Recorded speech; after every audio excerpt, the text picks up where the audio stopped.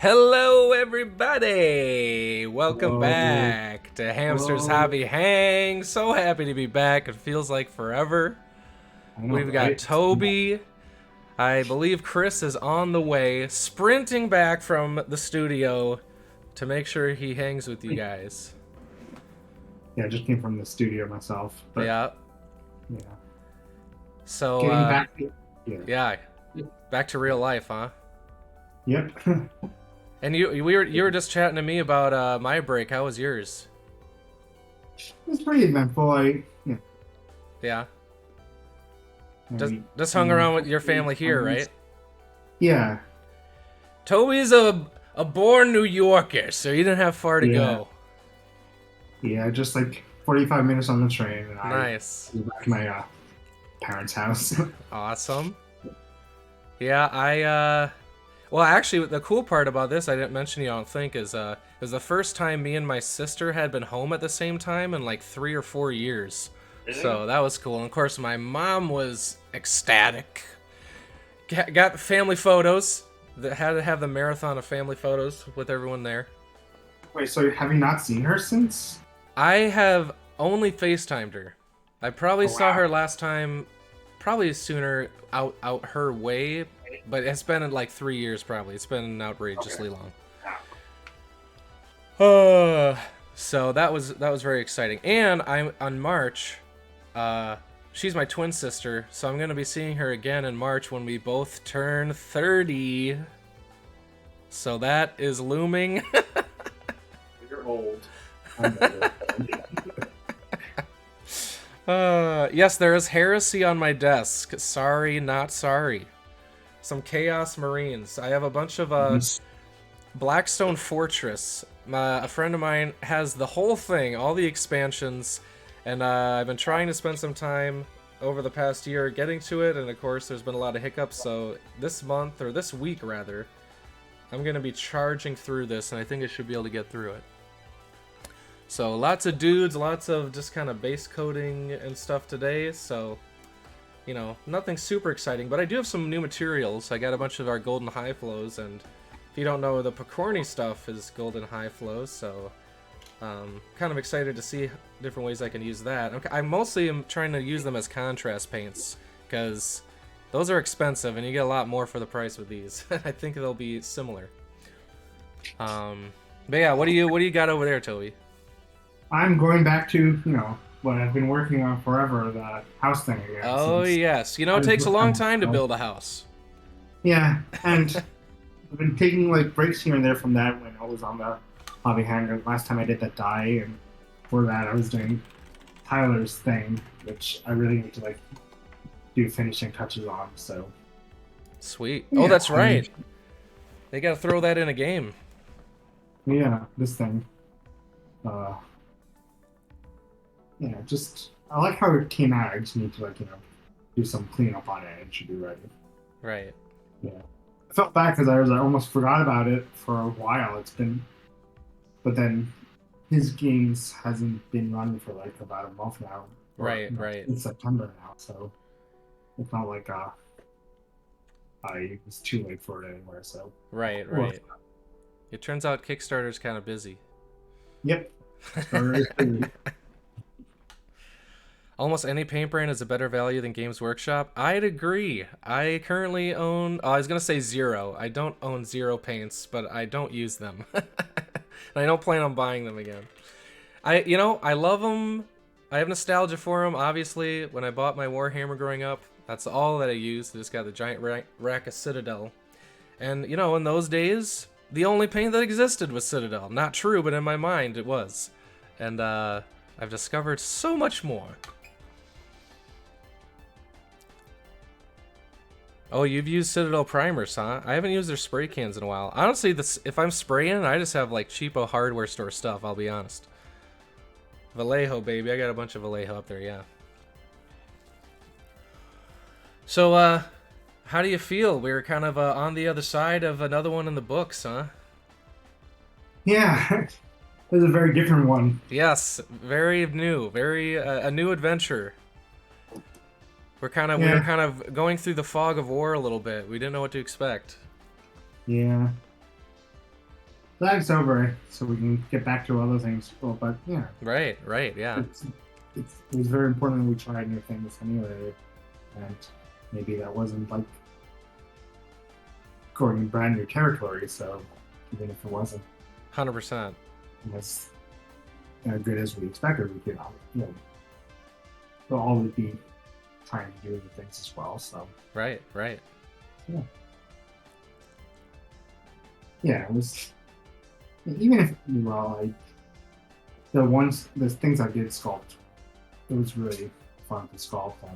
It was so cool to see you like doing so much sculpting. I know you've been wanting to do more of that, and you've done some in the past, but to have like full reign on a really cool piece was exciting.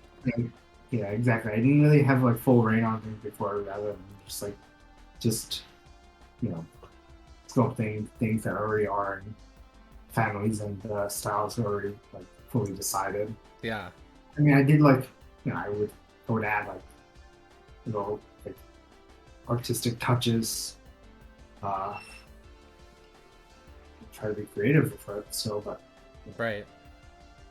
Hey, Finley. Well, I really enjoyed the campaign. It was refreshingly different. That is good to hear, and I agree. It was definitely refreshing and exciting to try something new. And I'm excited to, now that we've kind of breached that territory of, hey, what new different things can we try? It'll be fun throughout the years, what other things we try out. Thanks, Grumpy Old Dwarf. Have a good night. I enjoyed the Kickstarter. Yeah, Finley, it was a lot of fun. I mean, some obviously my favorite parts are just when like we've opened the curtain and you guys are coming into the streams and all the comments and everything, and seeing you guys discover it because we've been staring at it for so long. It's really, really fun. Yeah, it's like we sometimes, if you stare at something for too long, you just start to take things for either granted or just notice like tiny things and start worrying about things too much. But right. It was both nerve-wracking and also refreshing for it to finally shown off. And I'd say rejuvenating for me too. We've like, it's always still busy too and working, but I feel like a little bit of a second win when we've kind of done a lot of the trench work and then we get some of that excitement boost from everybody. Yeah, exactly.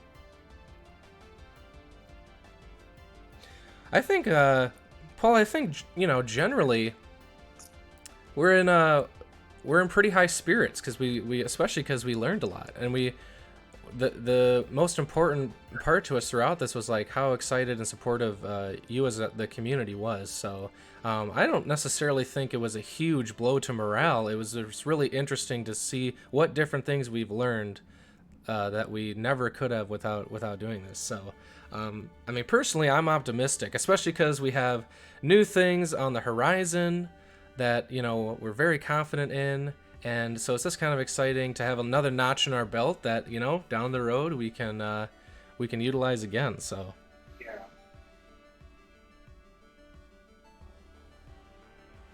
I hope it filled your creativity buckets. It was cool having a smaller amount of pieces, how much we could inject into them. The detail, the passion, the artistry, like you're not kind of distracted by as much. Like you're not like, I have to make sure I'm paying attention to all this stuff. You just got this neat little family, and the way that it all worked together and informed each other piece just made it really fun. And you can just like, and how each theme was so unique from the other, and so like you could just stare at this thing and make it fully itself, I guess is one way to put it, and not worry about everything else. Yeah, and I guess definitely like for us as sculptors as well, like making fitting for theme and like having all the pieces feel like similar and all the Kickstarters like different. Well, but for you painters as well, like not having to paint so many of this like same thing, and like not only the same thing but like different variations of a piece Right, right.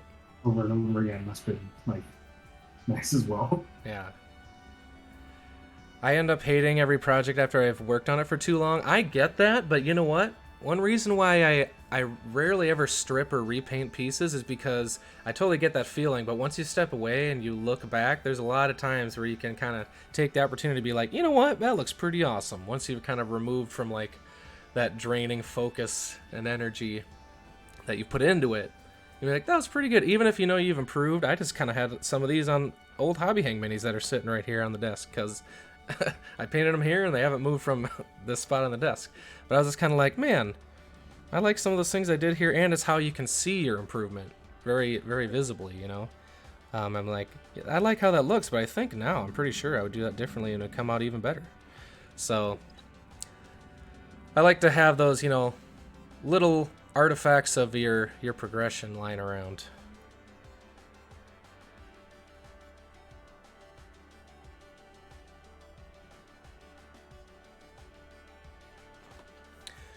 What is the biggest lesson learned from reliquaries that you'll be bringing into cities? That is a very good question. I think it's a lot of things. I'm going to pick one that just comes to mind first. Yeah. Especially because I'm specifically in paint land, so it's going to probably relate to that. Well, I think, at least personally, I really felt like I got over a big plateau of that sweet spot of how to do something that is as cool as Dwarven Forge like deserves to be, and do it in a way that's also in service to the manufacturing process, right? This is something that we've been it's a constant learning process of, you know, what does the factory expect and what is the feedback we continue to get from them. And I think I'm really hit my stride, and right away in initial design, as I'm coming up with stuff, I'm like, how does this work as our manufactured product? And it's still really cool. And it's not even like it's not even like a limitation really. It's just putting it in that context. It's sort of like I'm painting these models for a board game tabletop. I'm painting this bust for display. I'm painting this for an entirely new context. And that is, you know, the Dwarven Forge process. And I think I've really started to nail that realm of design. So I'm excited about that. So I think I'm excited to see how it goes on a new project when I really think that I've sort of discovered that in this last Kickstarter. And I also really like the idea of the families. And I think it'd be interesting to utilize that in other sets. And just the way that they were so cohesive and kind of what we just talked about, like they were each so unique and but still cohesive together. And obviously a larger set like Cities is going to have some cohesion, broad cohesion on everything. But I do like the idea of, you know, having those unique family elements in groups of pieces. So I'm hoping maybe we can translate that appropriately to Cities. Yeah. Hey, Mace. To go off that as well. Yeah. Yeah. As a sculptor, being able to do something like as unique as each of this family were, like, it's something that we all really enjoyed. Right. So, and just gives nice like flavor pops. So hopefully we can do a few like, you know, groups of pieces or something like that that kind of like not necessarily not goes against, like works with whatever Kickstarter we're doing, but like, we can't really like art it up. Yeah, right. Yeah. Commerce, you painted over 1 mini per day virtually? Oh my gosh, you're a mad hobbyist. Congrats. Do you see the factory capability improving to keep up with your own skill growth? Generally, yes, but also I think it's important to note, you know, the relationship with a factory is a team effort. It's not like, I hope we can do this unless the factory says no. Like, it's not like that at all. We're really working together, and they're learning, kind of how I was talking about, how do I do my thing in Dwarven Forge's context? They've been learning over the years, how do we do our thing with the Dwarven Forge way? and all of their processes and tooling and everything, and meeting our goals and what are their goals, being a part of the production of this product in particular, our stuff. And so I think it's kind of similar to what I was saying about my journey. It's not like, they were pretty bad, but yeah, they're getting better. That's not true at all. They're learning how to, do their work in our context, and are getting more familiar with that, I think. And it's a struggle, just like we're all teammates here in the studio, and sometimes there's some frustration and confusion, but that's where lessons are learned, when we figure that out. So it's always a back and forth relationship with them. And I think this time, we're wrapping up a lot of the Wildlands pieces that, obviously, you guys have been hearing the updates.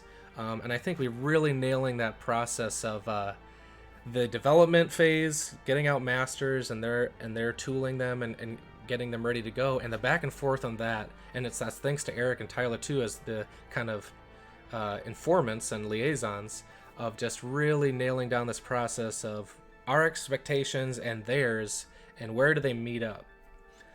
I think we're really starting to nail that. And another thing to add to that is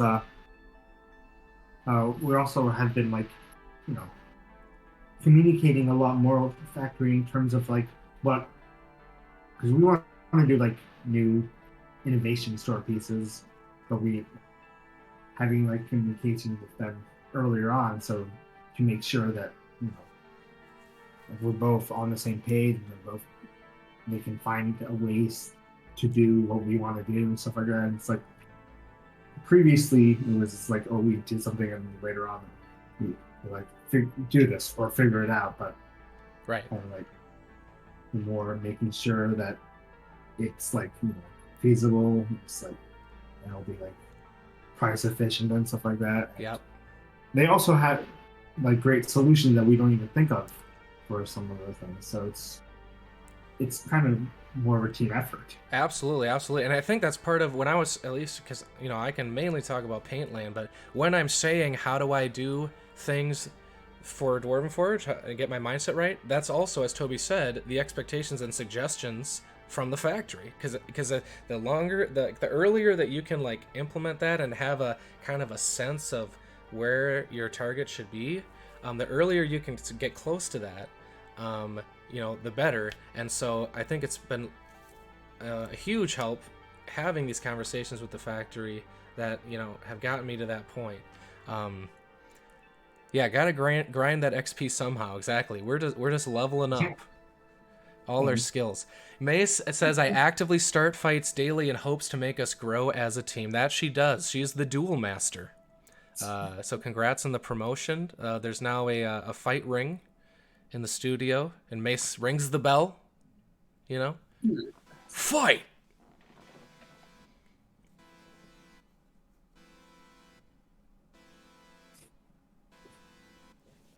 Alright, now I've come to the point where I maybe will even start painting miniatures.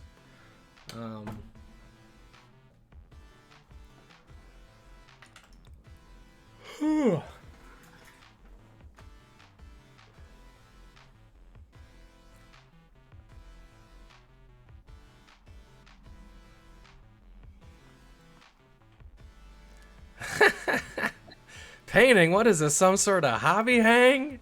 I know, Topulus. It's a little odd. Haven't seen it before, but...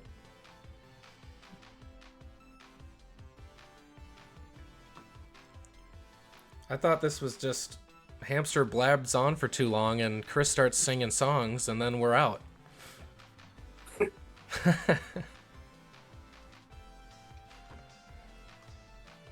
I actually have an interesting idea for these guys, because I've been really starting to nail down how I like to use the oils. You guys have seen me struggle with that on here. But these I want to be black, have sections of black armor. So I think I'm not even going to base coat the black parts, but when I do the black oil wash, I'm going to do a slightly thicker dilution and leave it sit longer. And maybe not, what I was thinking is maybe not even touch the other parts, because it will be thicker. When I start kind of wiping it off, it'll get the sort of grungy look across the other parts anyway, just because it'll be a little bit thicker.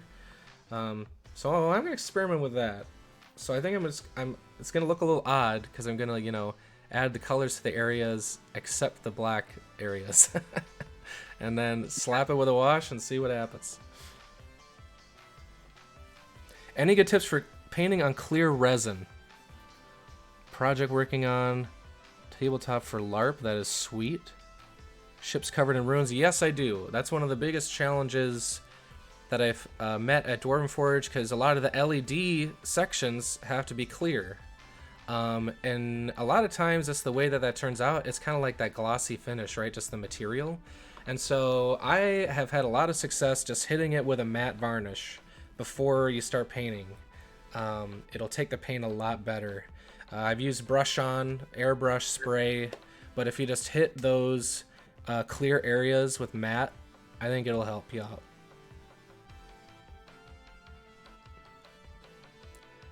Printing a giant ice golem in clear. Dang. Oh, hey, Chris is in the house. All right, so here's the thing. Let me tell you all about Destiny 2. What? I don't know. I saw Commerce Demon making fun of me. Oh, nice. Are you a Destiny streamer now, Chris? No, I didn't. I played through Destiny 1. I didn't get. I hear Destiny 2's better. I don't know.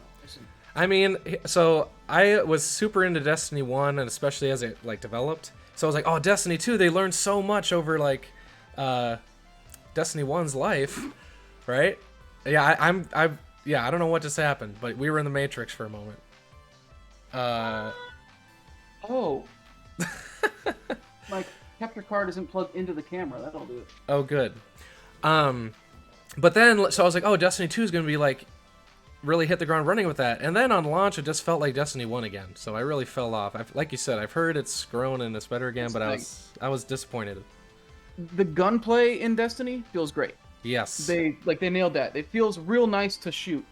I gotta have more than just shooting good for hours. Oh no, my best friend who loves Destiny is in here, and I'm talking negatively about it. I'm sorry. Crap. And you know that's really what it came down to for me is just I played through the campaign and I found the campaign to be kind of underwhelming, which I think was a lot of people saying. It was a very big, like when it ended, I had a very big that was it moment. Sure. And I don't think that I'm the only one who felt that. Supposedly Destiny 2 is better. I don't know. I haven't experienced it. I have a friend who swears by it. Me too. Hey. Wait, what? What? What is this? What's going on? Is this your wall? What's next to your desk? I see your monitor. Yeah. Ow. Ooh. Oh, darkness. It went into playback mode. Alright, there we go. Get that thing over there. Hi. Yeah, sorry I'm late. My half-hour bus ride turned into an hour and a half. Oh my god. Yeah, I was really excited to be here to be ready early. That didn't happen. No worries. Right. I let him know. I said Chris is sprinting back to hang. That was what happened. The bus took forever, so I just got out and ran. Started running. Yeah. Okay, let's... Oh no, D-Roo, don't. He was so nice to me when I went home for Thanksgiving, and now that will never happen again, because I talked down on Destiny. I don't know what I'm gonna do. I misread that comment as a pizza beer. Pizza beer. You won't get pizza beer next time. Oh no, bummer. It was so good. Actually, genuinely, I tried some new beers there, and they were very, very good. What did you try? I got no idea. D-Roo, let us know. I miss Miles's parents. What? Yeah, what? When did you see them? Man, like over 2 years ago at this point, because it was before pandemic. I think it was the last time I was out of the city before the pandemic hit. Gareth, my short film was doing Oh, yeah. festivals, and there was a festival near where his parents live, so it was like, oh, this is convenient. Nice. We'll just go stay with them for a week and do the whole festival and all that. They had their basement they had converted into a bar, Oh. and they brewed their own beers and stuff, and would go like, we're gonna try doing this kind of flavoring and stuff like that. So they would make custom labels and everything. It was Wow. phenomenal. It was a wonderful experience, and we were like, you know what, we should just we should just every now and then just take a break and just go down there for a week and have like a writer's retreat and just work on stuff. And then pandemic. Yeah, I go down there and write and drink custom beer. That sounds amazing. They've moved into a different place now, which is wild to me. It was because they had to move out of that area because of like a job change. Okay. Which is wild to me. I'm just trying to imagine like having a house that nice and the changes they had made to like really make it their own, like with making the bar and all that, and then just leaving. Yeah, that is very odd. I think they only lived there for a couple of years, and then the job changed, but they had to move, and it was it's wild. Supposedly the new place is also very nice. Okay. It's wild to think I'll never be sitting at that actual bar they installed in their basement again. Right. I follow Miles' mom's painting social media. She does a lot of painting. She does. That's cool. Yeah. I do an owlbear. Ooh, owlbear. Yeah, Not I've miniature got painting? the owlbear from Bones, and we don't have any owlbears at the office or anything, so we have no way to represent an owlbear if we ever need one. That's awesome. No idea. Gotta love beer variety packs. Some are good, some are real bad. I hear that. I think thankfully our tastes are pretty similar, D-Roo, so we'll at My least parents sent me suffer a together. picture. Oh, sorry. No worries, go for it. My parents sent me a picture of a beer that they're drinking, and it was a matcha IPA. I have no idea how this one tastes. Yeah. Oh, nice. so how were things going before I crashed it all? Oh, I mean, just fine. Wait, are you frozen? Is that what you mean? Who, me? No, your I'm hand. You just saying- weren't I'm moving saying- your hand. I was like, oh no. I'm saying, what was like the conversation like? Oh, beforehand? yeah. Actually, some questions maybe you should answer. Oh. What was like one of the biggest lessons you got out of Reliquaries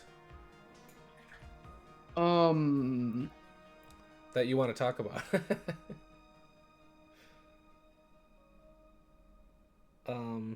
But I had my hand in so many right. pies during the campaign. I'm trying to think of like what's the best thing to talk about. Yeah. Because there's a lot of stuff both in video and streams and marketing. Some stuff we can't talk about. Right. Getting to I learned a lot about the direction I want to take the Twitch channel Ooh. through that yeah. process. Used Reliquaries as a chance to try out a lot of programming and variety, and also got a feel for what resources I need to make that happen. Mm-hmm. Both in terms of equipment and personnel. I already had like a sense of it, but oh man, this owlbear art is very good. It's interesting. Sometimes they're portrayed with having wings and sometimes not. Actually, most of the official monster manual art and stuff, they don't seem to actually have these wings, which is interesting. I saw a sculpt recently of an owlbear from a sculptor named Boris. Can't say his last name, but he did the Devil and Hellscape. The Boris. what was it called? You know, the curvy horns. And it is a buff owlbear. It looks sweet. He's like jacked. Got like big old chest and I forget if it has wings. I'm it's like Fabulous is starting with Westphalia. Yeah, Westphalia, but I think the Boris is on them. On the one of sculptors. Like the actual sculptor, not the company. Yeah. I forget if that owlbear has wings, because I really just imagine it as like an old-timey boxer, but it's an owlbear. That's how I remember it. I have a question. What So- would like, like what would a wing look like if it was like really muscular? A muscular wing? Yeah. What would the muscles be? I mean, Would it I be able guess- to fly? It depends. It depends on the animal you're talking about, right? Yeah, I Because like suppose. a bat wing is vastly different than a bird wing. I mean, in terms, since we're talking about owlbear, let's talk about like either owl or like a falcon. Yeah. So I mean, the thing with their wings is like the muscles would be in these arms here. The actual wing Yeah. part is just feather. There's no. Yeah, Yeah. but I have like like the muscles like jacked up all on top. It's just the thing. Generally speaking, wings don't have muscle in them, right? Like, But the they- thing is, there'd have to be like a redesign, right? Because the muscle on the rest of their body would be so much more massive that like to fly, the wings would have to like be designed differently somehow. I think they'd be all like tendons and stuff, right? They wouldn't be. I think you're right. I just They'd be all like tendons and cartilage and not muscle. No, yeah, I'm not saying that. I don't think there would be muscle on the wings, but they would definitely have to have some like functionally different design to like make something so much heavier fly. Yeah, it will need extra wings. yeah, like a six-winged thing. Finley's saying if there's anything we need to help with the channel, just ask. Oh, I need to check and see if we have more emote slots now. Apparently, they opened up more emotes to affiliates. Oh, nice. So I need to check that. But yeah, I don't know. I've been thinking about how at a certain point, if we've never really had I don't feel like we've ever wound up in a spot where like we really needed mods, you know. But in theory, if we keep growing, at some point we'll hit a spot where it's like we're gonna need to ask people to moderate, and asking people on the team to do that. Like, I've modded the accounts of all the people who are actually on the Dwarven Forge team, just because why wouldn't I? But there's a difference between them having the moderator status and them actually having the time and the knowledge on like moderating. So that might be a thing you need to look into. It's another thing with like the Discord too. Like, I don't want to ask. I'm the only, there's a couple other people on the team who are on the Discord, but I'm the only one that's really on there with any regularity, and I don't want to ask people to devote their time to helping moderate it. And usually, it doesn't need moderation. I need to explore the Discord channels more. Yeah. But if it grows again, and I don't know, like I'm thinking about how big the boom was with Wildlands, and here's a learning that I think we can actually talk about from Reliquaries. I realized we didn't really have any Discord boost or anything this time around, and I was thinking about it, and I was like, we didn't really advertise because we took a wildly different approach this time around with the Kickstarter layout page. We made it so there was basically no text on it. Since there was no text and it was all pictures. We didn't have like text links for the Discord and the forums and a lot of the resources that we had for Wildlands. And so part of me is thinking like maybe we should have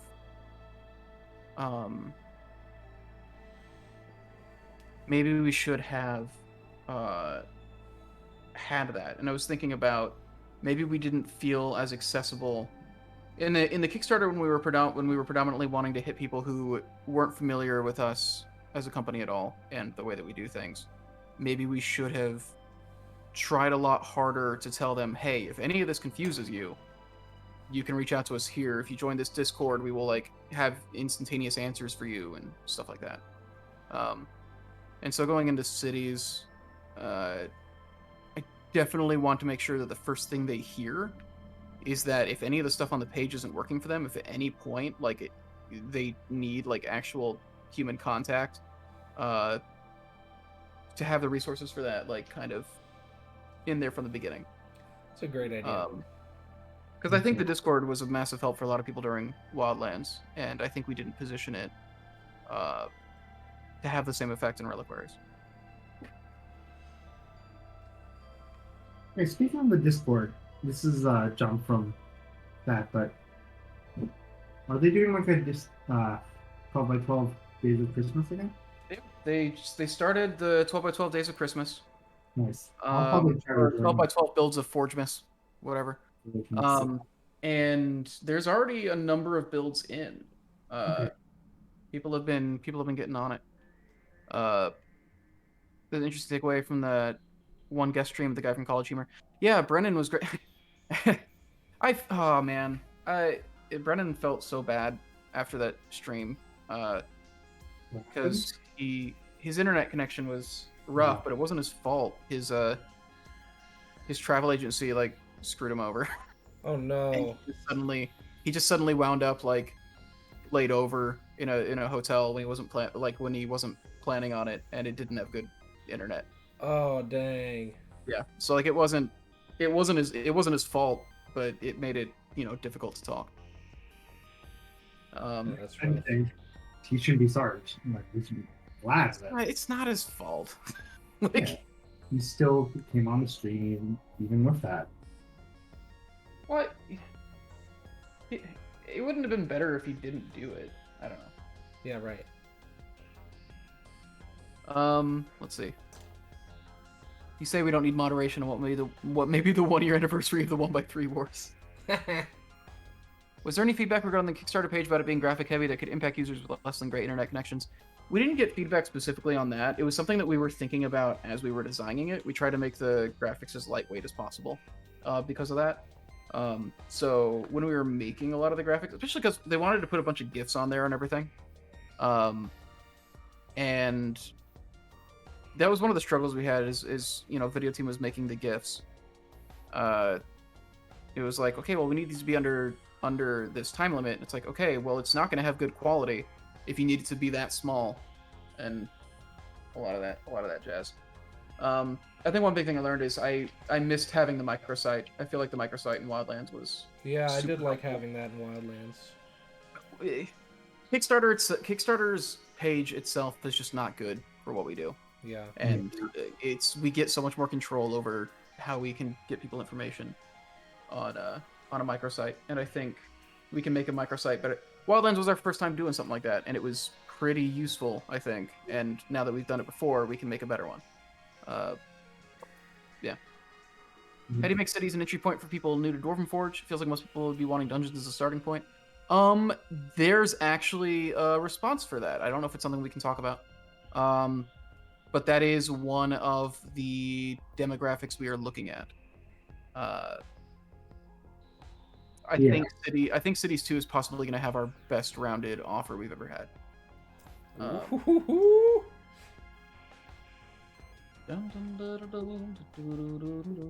I don't know when it's going to be time for us to talk about that stuff though. I'll wait until on the Anvil next week to get into a lot of details.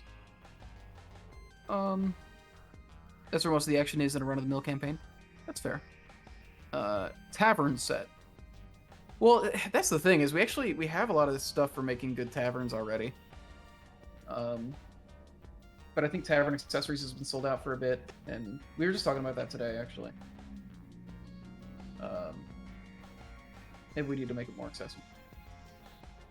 How many new people were gained in the first Cities Kickstarter versus those that already had dungeons? I don't know. Those numbers were a while ago. Yeah. Sorry for the noise outside. City streams for pushing to wargamers for settlement-based battles. Wargamers are a thing that we're thinking about.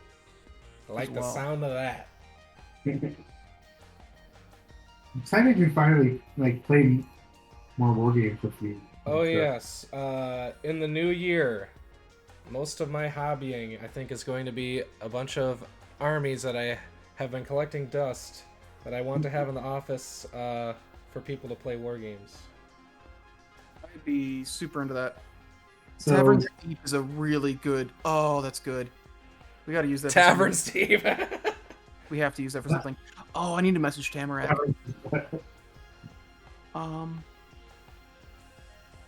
ever thought about marketing Dwarven Forge to geriatrics? I think the main problem is it's a very hard demographic to get to use Kickstarter.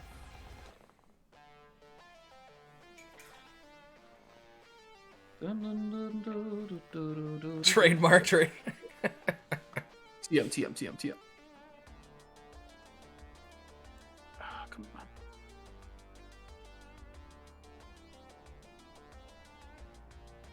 Oh, I'm so sorry. So you'll never guess what was on my Spotify, my Discover Weekly this week. Yeah? The song from Dark Quiet Death. Huh. You know, the one where they're dancing in the fountain? Oh. Yeah, that song gets stuck in my head every now and then, but I never knew what it was, and I never had the follow through to actually look it up. And then it was just on my Discover Weekly. It just like started playing. Like the first note started, it was like, this is kind of familiar, and then they get to the first verse. I'm like, oh yeah, no, right. So I looked at my Spotify Wrapped this morning, and my top songs were the Amy Waters songs that I play for Hamster's Hobby Hang. Nice. So most of my listening has been with all of you. Mwah! I think a lot of my listening didn't count because I usually am listening to it when I'm on the subway and stuff, so I think the internet connection isn't there and it's not registering a lot of what I'm actually listening to. Oh yeah. And it's not that it was like inaccurate, but it was like, said my most listened song was Little Death by the Beths, which first off, I was in the top 0.5% of the best listeners, which means I basically beat the entirety of New Zealand. Because, man, they are a New Zealand treasure. And, just gotta hold it, it's too heavy to work on that pace.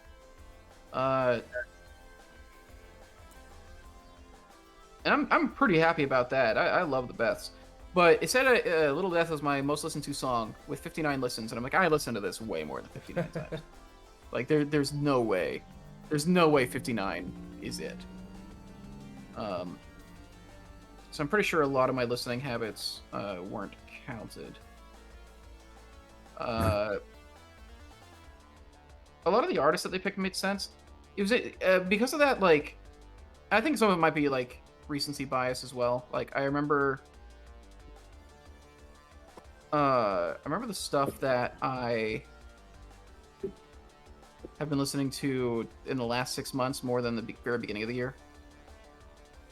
So, stuff that I was listening to a lot at the beginning of the year, but not as much recently. I don't actually have the frame of reference for how much I did listen to it this year. But like the Beths being my number one, I think makes a lot of sense. They've been consistently a thing I've been listening to for like 2 years. And like actually their entire albums, not just 1 or 2 songs. Super fan. Yeah, listen to the Beths. Check out the Beths. Phenomenal band. Scatter is useful. Oh, there's gonna be Scatter. Fun ladies with old barrels and crates and things just being there. Yeah, it's a super easy way to say line of sight, to do half cover, and just to make a room not feel barren. Yeah.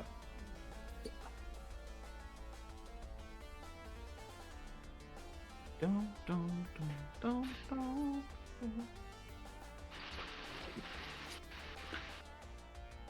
Have you seen the, I know you've seen the first season of Mythic Quest. Have you seen the second? Yeah. What'd you think? No, it was a while ago, but I think, man, what was it? I think I might have mentioned this to you once, but maybe not. Oh, no, I'm thinking of Ted Lasso. Same thing. Right. Not the same thing at all. No, but I did watch the second season. season. I did watch the second season. I remember enjoying it. I might need to go back and watch it again. I think I liked it more than the first. Mythic Quest is such a weird show for me. Right. Man, I'm even trying to think back on like what the heck happened, honestly. Don't spoil it. Yeah, spoil it for my forgetful brain. The first season, I felt like the strongest episode was the like one-off, the one-off like character-focused episode that wasn't following just the main cast. Yeah. I feel like every time they do that, I don't know why, but like those just work so much better for me.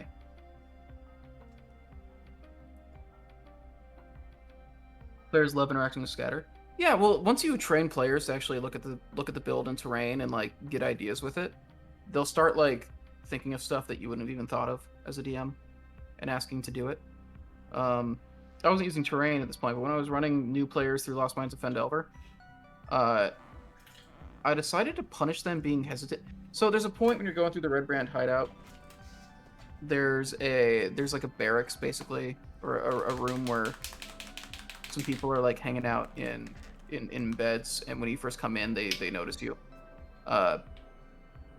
And they opened the door and saw them, and then they closed the door immediately and stood there, and they're like, yeah, as soon as they open the door, I want to gank them. I'm like, okay, well, they're not gonna walk out to get wrecked. Like, so I was like, they're also going to be waiting. Like, they're not gonna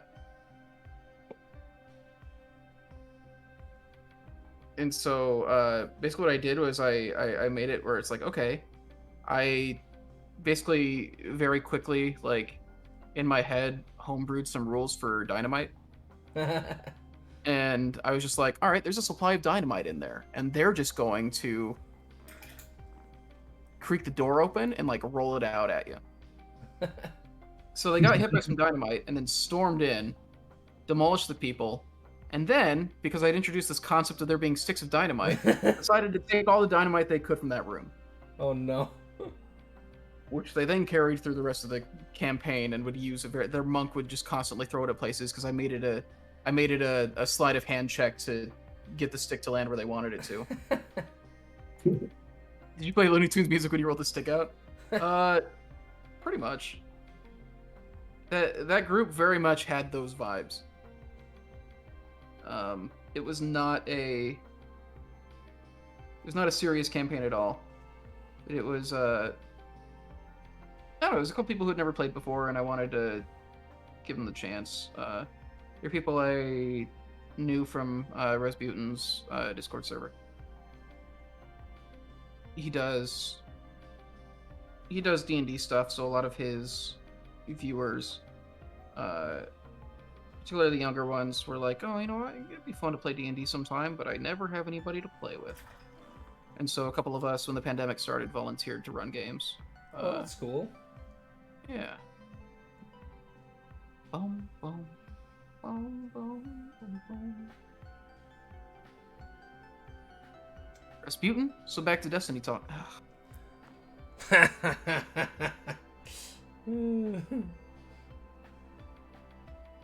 Where have they just like removed Peter Dinklage from the game? That was kind of wild, yeah. That was wild to me because I was like, I mean, I don't think that was like the problem. Right. like I don't know if this is where you needed to put your energy. Yeah. Because yeah, I mean, his voice acting wasn't great, but like, I don't know, that wasn't the make or break. No, I don't really remember minding it or noticing it. It's one of those bizarre changes where it's like, hey, because, you know, this is an online game that you need to update, that version of the game is just not accessible anymore, which is wild to think.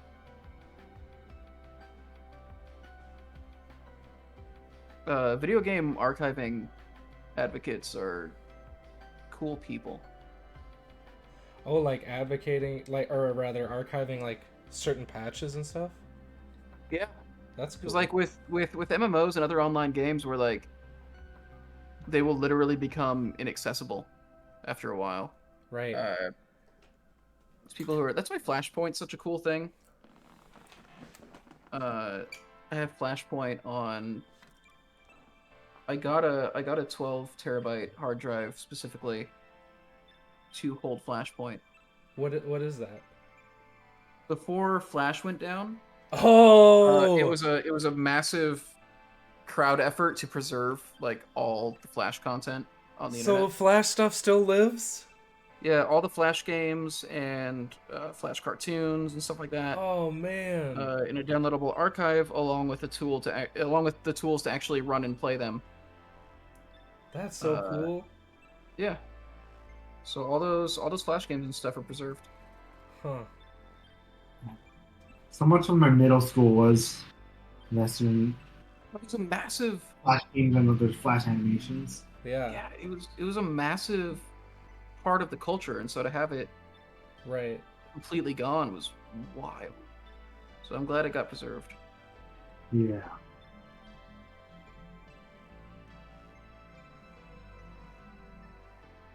Yeah, I got Christopher Robert. Yeah, I have Winnie the Pooh's Home Run Derby on a hard drive.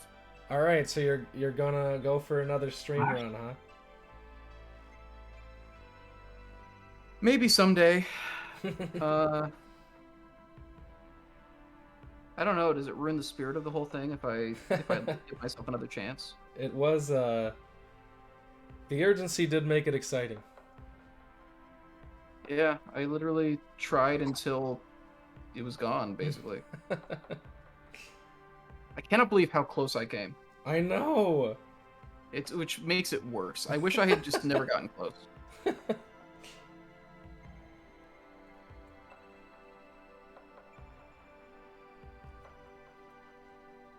Always use the terrain and anticipate enemy use of terrain. In a Warhammer 40k Larp, we had to assault a room to rescue a hostage. We were meant to fail. The refs did not expect us to actually pick lock on a back door to the area and have a character sneak in as we assaulted the main entrance that was guarded.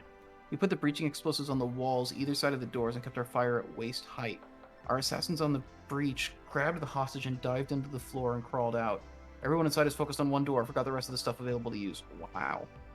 And that's a cool story. Warhammer 40k LARP? Holy crap. Yeah, I wish I had had these experiences so that I could, like, grasp the weight of them more. I want to LARP so bad, but pandemic. Yeah. When's the last time you went LARPing? I've never been. I mean, I haven't been years and years now at this point. Miles went to the last one before the pandemic. oh, really? When was that again? It would have been after Hellscape, so it would have been like late 2019. Yeah, and if I remember correctly, the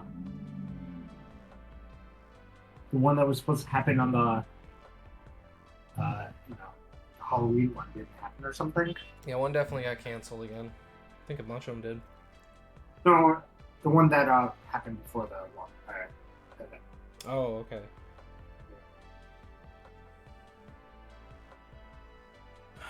Boy. I haven't missed anything, did I? Players are way too frugal to ever actually use their one-use items. Yeah, same way. I'm that way specifically with like Fire Emblem. Let's see. Sorry for the noise outside. Oh, I didn't even hear it on my end. Really? There was a large piece of car that was like honking really loud outside. Dun, dun, dun, dun, dun, dun, dun. Used to be such a peaceful neighborhood.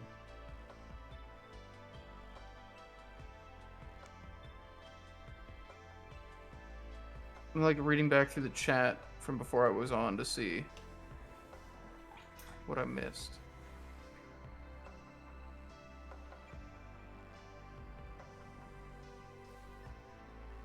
Oh, I didn't actually miss that much. All right. Oh god. I feel like it's the base coat. I feel like the feathers should definitely be lighter than the. Well, the feathers on the wing should definitely be lighter. Makes sense to me, anyways. The wing feathers and then the face itself. I like the sound of that.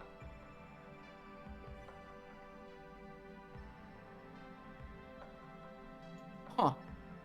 Do I go with a black beak or a yellow beak? It's another choice I got. Feel like a two. What's that? You feel like a toucan.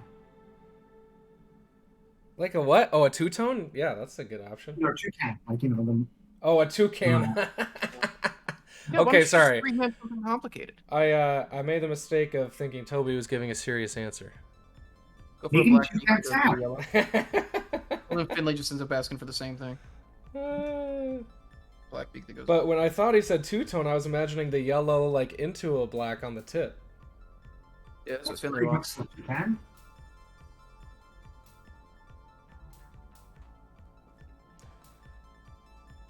One of these days I'll paint a toucan for you, Toby. Thank you.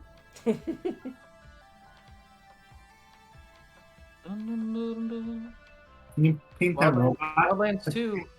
Paint a what? Wildlands 2. I'll put a toucan. Painting that, make her toucan.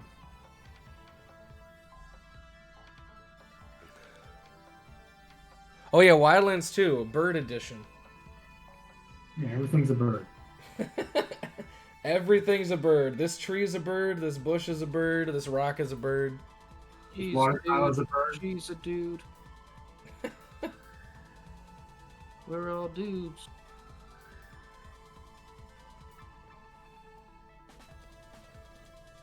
Dun, dun, dun, dun, dun, dun, dun, dun. Getting a Crystal Sully Mantra Stire too. Oh, that'd be incredible, actually. Dude, Crystal would mess that up. Ask her to make a monstrous toucan. Oh man, that'd be cool. The next basilisk. Let's see. I'm still mad we never got to like make the unicorn meme real.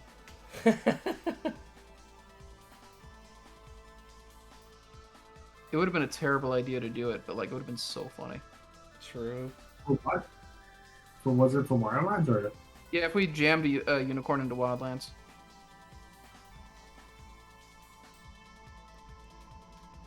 Because somebody said, how come Nina always makes like creepy things instead of unicorns? And then she said, well, I want to make a unicorn, but Nate won't let me.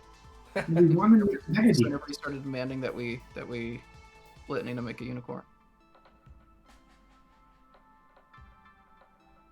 I'm pretty sure if Nina made the unicorn though, it would end up creepy. So True. Shadowfell unicorn. Spellborn unicorn. Can be eating the remains of a unicorn. Unicorn figurehead for modular ships.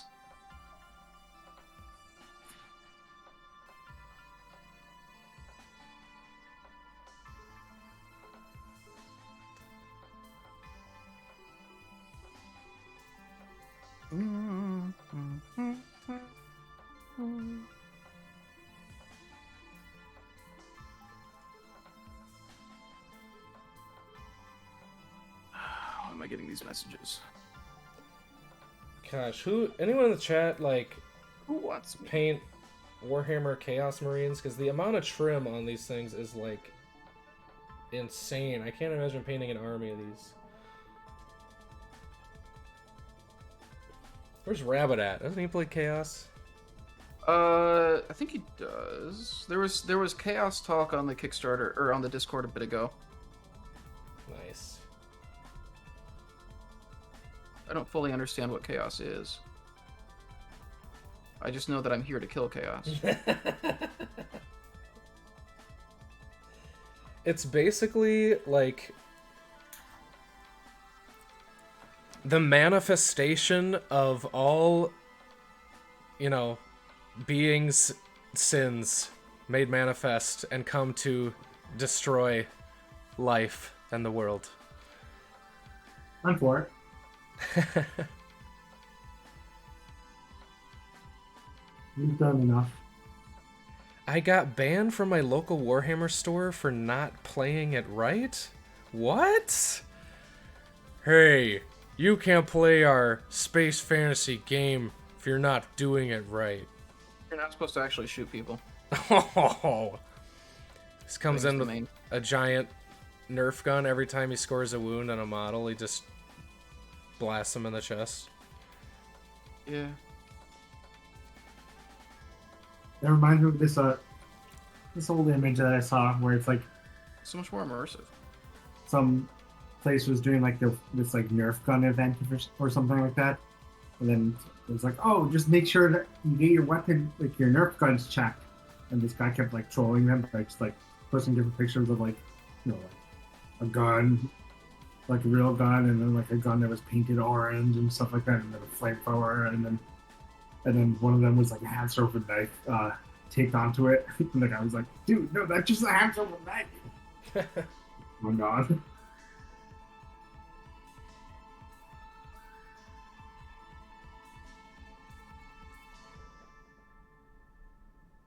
Shoot the dead models off the table with the Nerf guns. Oh my gosh, I would cry if my painted models were constantly falling to the ground.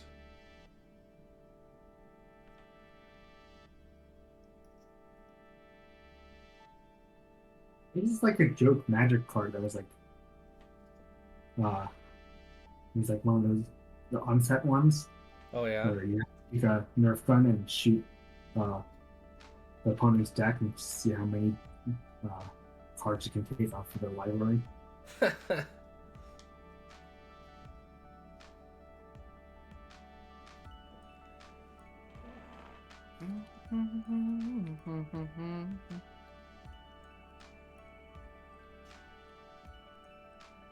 So you literally just scored the objective, but you did it too fast, and they were mad. Awesome. Thanks for supporting the hobby, Warhammer store. I think most of the Warhammer stores, I don't know about back then, but they're just like individual kind of franchise things, right? So hopefully it was just like a bad owner. I feel like I actually haven't been in official Warhammer stores super often, but they're usually nice in my experience, because that sounds awful. They still have the Games Workshop stores, man. They do. I think the ones I'm talking about, especially the franchise ones, specifically are called Warhammer, and they don't have all of Games Workshop's products. They only have Sigmar and 40k. And there's one by NYU. Huh. I didn't know there was still one around. Yeah. That's cool.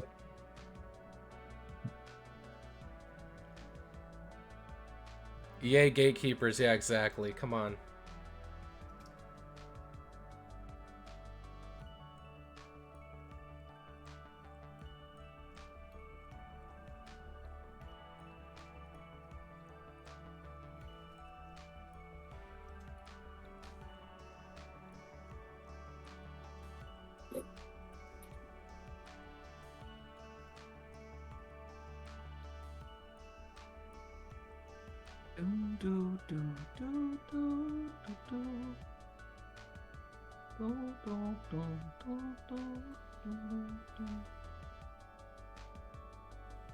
My whole smells really much, so much like crayons right now. There. I don't even know what that smell is called. It smells like crayons, you said? Yeah, I guess it's just a Crayola waxy smell. Oh, yeah, yeah.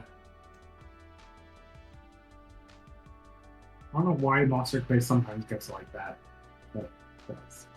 Huh.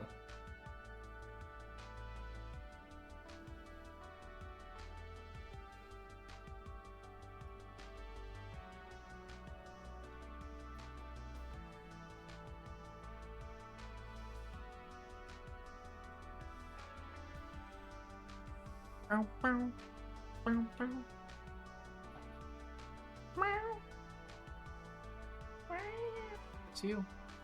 That's what you sound like. Yeah. And that crease come up. I never really got into war games because I didn't like the nature of the player. Yeah, I understand that. Competitive scene especially and stuff, you can get those types of people. That's what's been so fun about some of the more kind of narrative, at least narrative spirited war games like Frostgrave and stuff that have like campaign systems and like, how the characters become unique and everything along the way.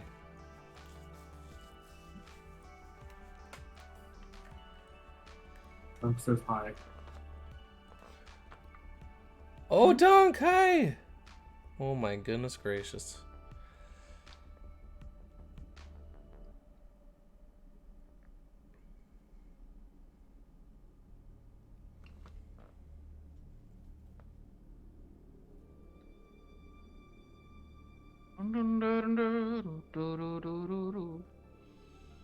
Okay.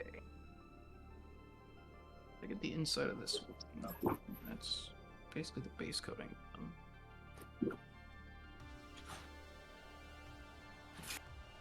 That's a hard part of the sculpt to get to, though.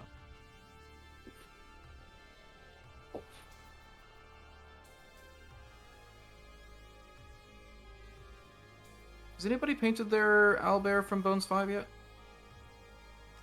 Or am I the first one? World first. There's definitely somebody who just loves owlbears, and this is their most like anticipated sculpt from the Kickstarter. That's you. Oh yeah, I love owlbears, dude. I love that the owlbear exists. It's such a bizarre, unique to D&D thing. I love it.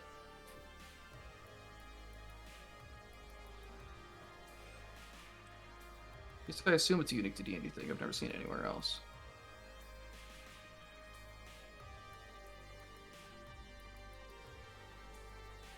Actually, there's an owlbear card in Magic the Gathering. Yeah, probably in the D&D set. There is, yeah. Oh, is there really? Yes, there's Oh, an owlbear nice. card. Fake fan. Yeah, I mean, I'll be honest. I haven't been focusing on Magic in probably like 4 years. Well, 3 maybe. Whenever we were drafting Toby and like Ravnica, and probably the last set I was really drafting was the Fairy Tale set. That has over 2 years. We did that one. What's called the Theros pre-release. Yeah, but I wasn't like paying attention to the releases and like mechanics of the set really. I was starting to fall off at that point. Strixhaven is out next week? Wow. The D&D module? What's that? The D&D module? That's a Magic set, isn't it? No, but they're doing the D&D module for... Strixhaven Magic already came out. Okay, yeah, I was confused. But there's a module coming? Okay, so they're gonna keep releasing Magic books, huh? Yeah, it looks like That's cool. Sell 2 product lines off of one. Crossover stuff is big, dude. Yeah, man. You can say a lot of things about Wizards. They are not going to say no to money. True.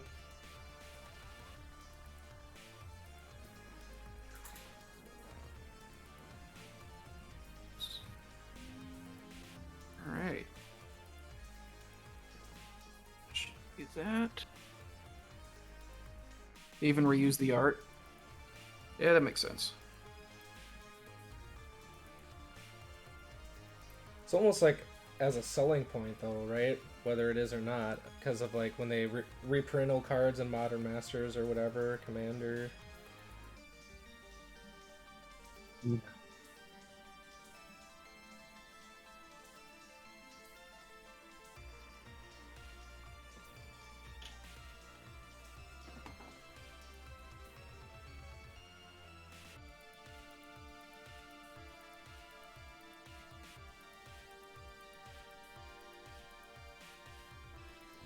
Basic.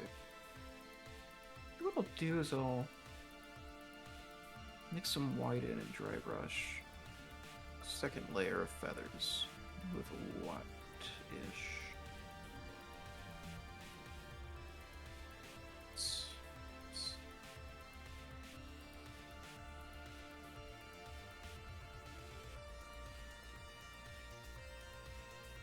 Who's the kind of person to care about Strixhaven?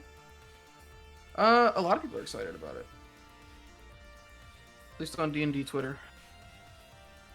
Saw a lot of people talking about running Magic school campaigns. Yeah, I mean, you can totally enjoy and play Magic without knowing anything about the lore, but there is actually pretty cool, deep lore in a lot of stuff. And I think it was smart that they started with the Ravnica stuff, because like the politics in that. There's a lot of cool, stuff to RP in Ravnica. Just having that Pantheon as an option, I think, is interesting. Yeah. Yeah, I didn't understand why they went with after the Ravnica one, they made Theros into a D&D module. It's like, okay, it's like that's just Greek gods. Yeah, I mean, it makes sense to you because there's like the gods, I guess, but maybe I'm just like stretching my own thought, but I just like wasn't entirely a huge fan of Theros as a set. Like, I don't know, was that really where there was the most demand? Like, I feel like as a world, something like Lorwyn or something would be like so cool. I don't know. Theros would not be one of my first choices I'd be most interested in. Well, yeah, the D&D, yeah. Yeah, it just, I guess, like, there's a difference when it's, like, their own worlds, like Ravnica, or, like, stuff. Yeah. It's all original. But both Strixhaven is, like, just their take on a magic school, and Theros is just their take on Greek mythology. Like, it's weird that it's, like, you know, yeah, they're using that to make the side story outside, module. This has nothing to do with modules, but also is very strange for me and kind of disappointing because before Theros was returned to Ravnica when they're doing the sweet like color pairing stuff, and then Theros was mostly based in monocolored mechanics, and they were together, and it was like contradictory. It was very strange. Yeah, even the one right before that, the fairy tale one, Throne of Eldraine. Yep. That was like focusing more on monocolor because there was some rewards for like being able to pay more of one color. Right, and this is when I was like paying attention to Magic stuff, like deck lists and tournaments, and in Theros, all of a sudden, there was like one winning deck, and it was of course a monocolored deck. So it was just monocolor black was what everyone was playing, and just trying to figure out how to beat mono black with mono black, and that was the meta. Fun set. Just like I never tried to pay attention to like the meta of that kind of stuff. Well, they've tried like recently a little more over the years, but also the last standard format, they banned cards in recent standard formats for the first time in years. That's how like crazy they're getting with like not catching stuff and over designing stuff, and very strange time for Magic in my mind.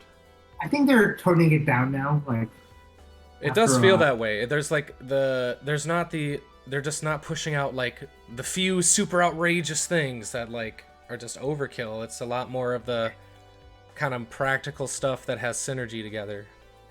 Yeah, like that Throne of Eldraine had like I think 6 or more banned cards from it because that set was so broken. Yeah. You hear they're doing another the Silver Border unsets. Oh really? But this time they're doing half the cards were legal, won't be legal in like Commander and stuff like that.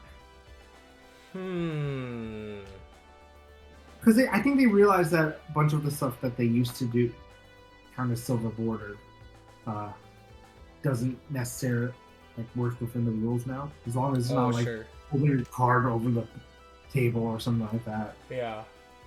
Yeah. It looks cute though. They showed a few cards.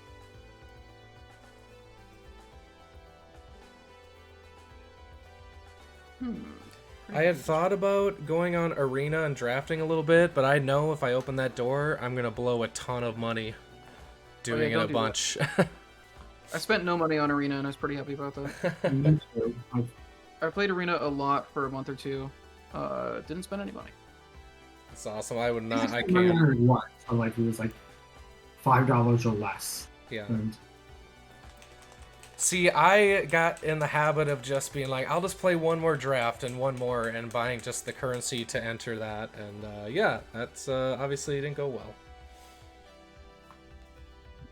Well, hopefully now that Star's over, I'm gonna be able to draft some in the office and stuff like that. Yeah, definitely down for that. We have a bunch of cards, packs to open.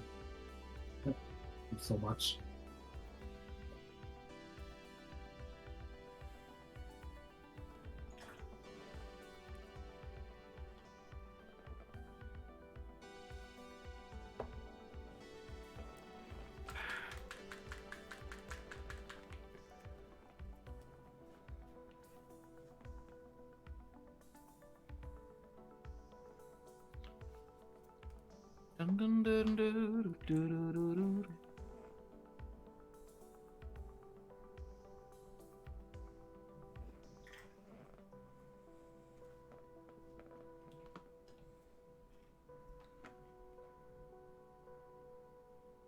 Try a bit.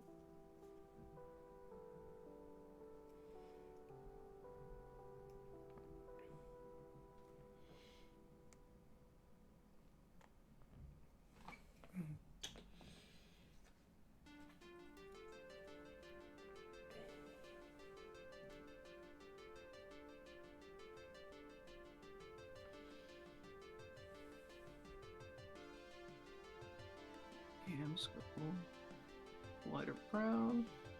Pretty happy with how this is coming out so far. Oh wow, yeah, that looks great.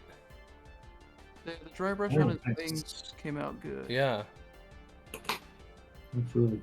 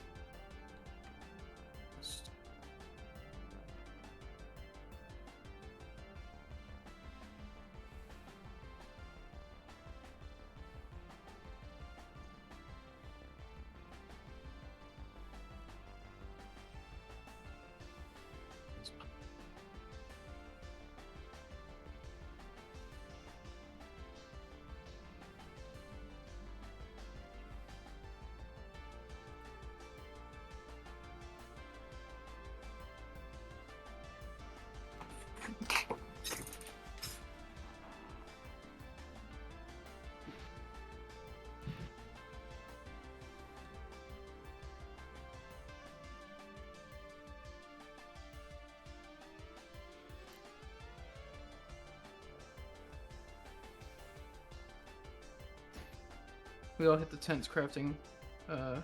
Yeah, the focus Like- mode. Yeah. Hit our flow states.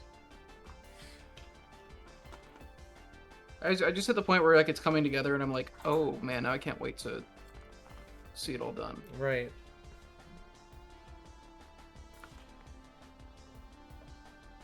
Like that. Man, how long has it been since I painted something? Well, It's been a Toby and I couple were chatting before we started about how long, you know, since we've done hobby hang. It feels like forever. And I know you paint outside of that sometimes, but it's for sure been that long, probably.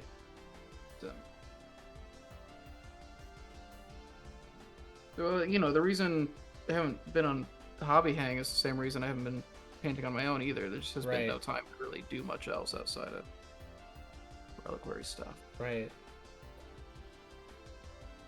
I'm very happy to be picking up a lot of stuff that got shelved. Like talking to my parents. Yeah.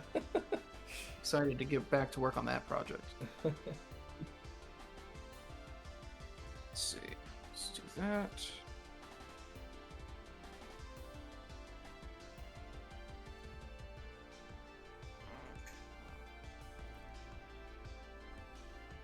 Dun, dun, dun, dun, dun, dun, dun. Let's get that.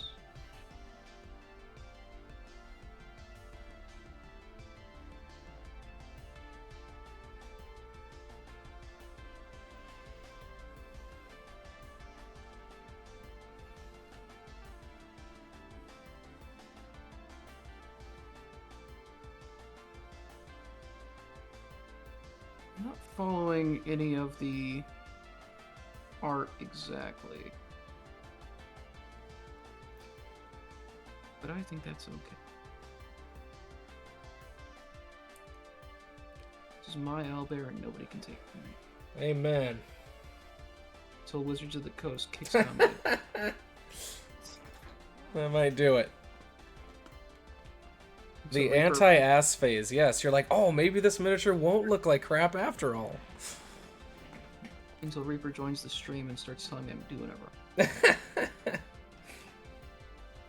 would never do that. I need to reach out to them. I would love for us to have a better relationship with them. Yeah, that'd be Sure. sweet. Especially because there's probably, stream opportunities since they stream. They're cool people. Yeah.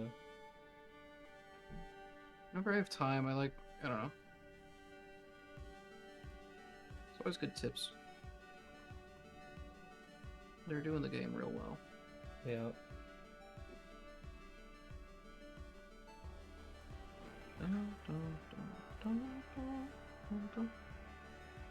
Shit.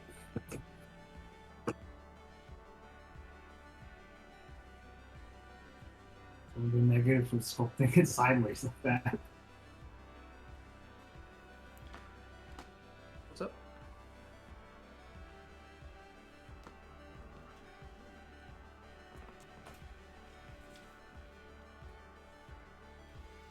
Like launch a Kickstarter with Reaper encounters with minis and so forth. Oh my god. Okay, we're I don't know about that. we're looking out into space.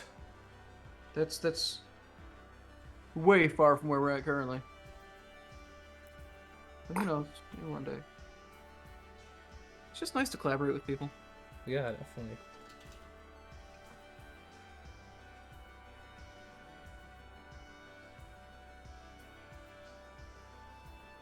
Contact Jeremy Crawford for some sage advice.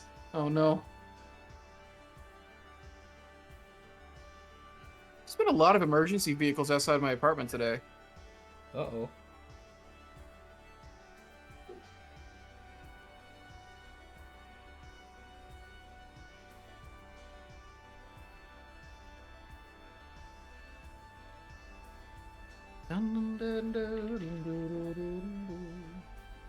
Where's the one pink I have?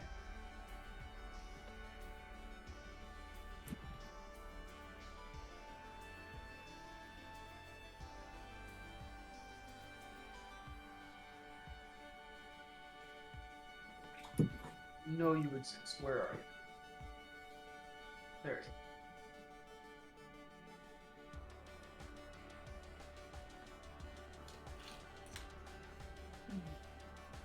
Dun, dun, dun.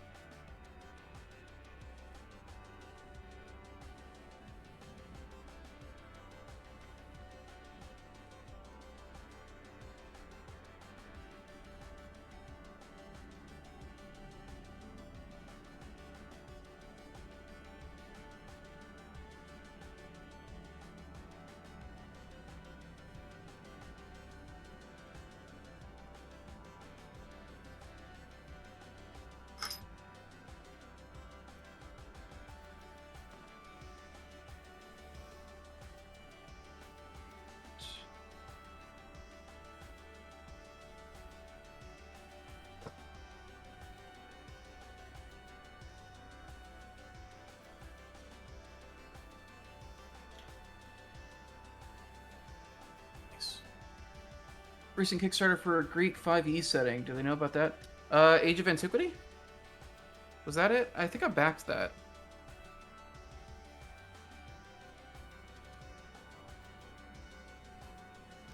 Sounds kind of cool. Well, I know I backed Age of Antiquity. Just, was that the... Was that the Greek setting? I can't remember. I need to do a better job at knowing information about the things that I pay for. I'm there with Kickstarters.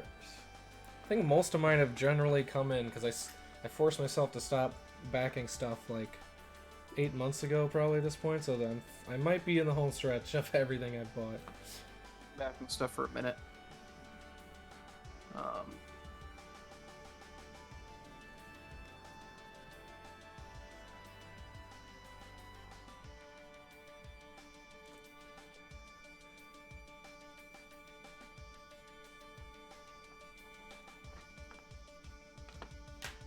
Dungeon Delvers. Dungeon Delvers was Broken Anvil's thing? Was that called Dungeon Delvers, or was that a separate? Yeah, that's Broken Anvil. Well, hey, they've got a real timeline now, at least. Delayed until June. June at the latest. Maybe they'll get lucky. And it won't take that. But yeah, best to anticipate June, and then it's shorter. Cool.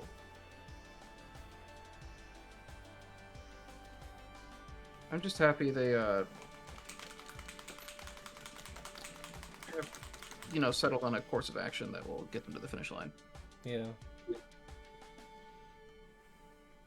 So I read that update, and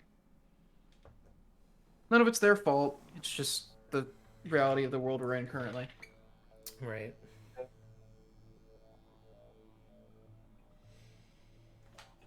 Wait, do I not have...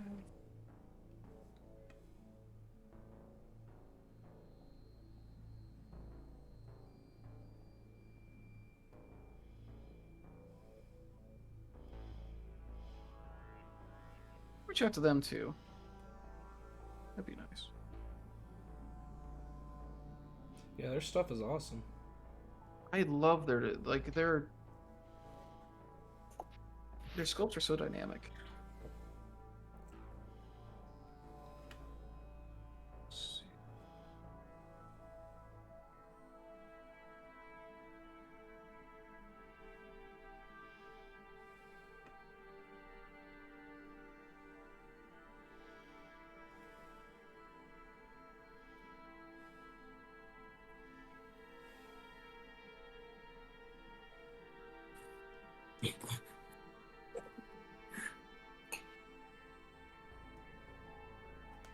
Dunks likes to drag around like little mats and stuff like that.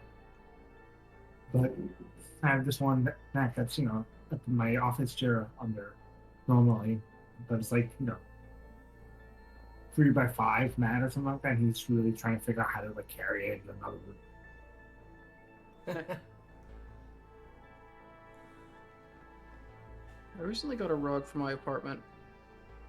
My cat's afraid of it. Oh no!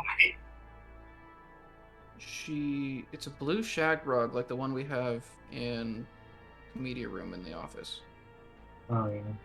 And when I first brought it in, she stood at the edge of it and sniffed it, and then walked around it, and she will not walk on that rug. She will walk around it. Huh. No matter what. Why? I suppose. I don't know. Like, she will walk a perfect, like, circle, or not circle, a perfect rectangle around the rug. Spray catnip on it. I mean, look, I'm okay with her not stepping on the rug. It's just very funny to me. She still gets everywhere she needs to go. It's not actually, like, severely harming her life or anything. It's just very funny.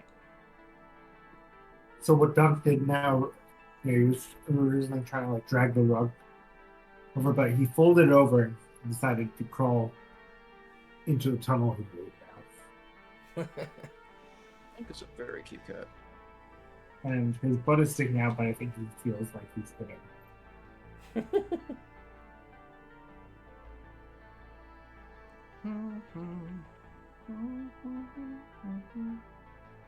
Is it a cucumber? It might.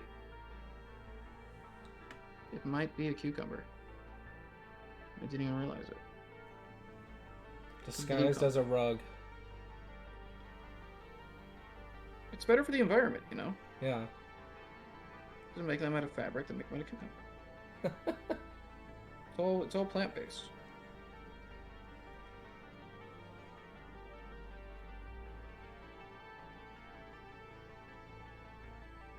Go. Give me a rug with the smallest carbon emission possible. Let's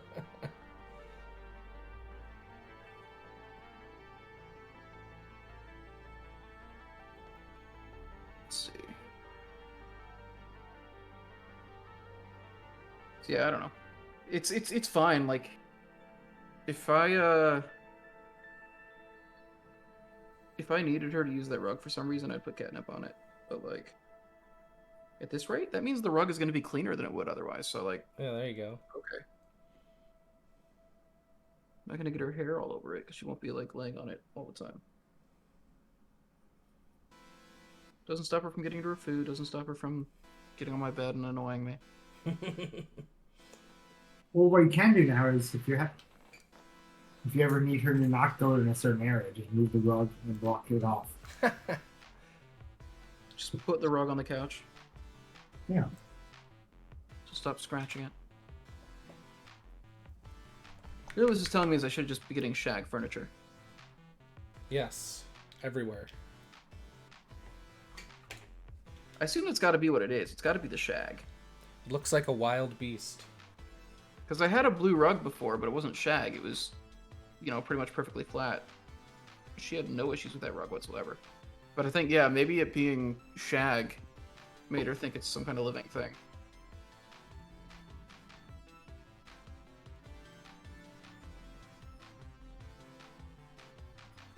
Dun-dun-dun, dun-dun-dun.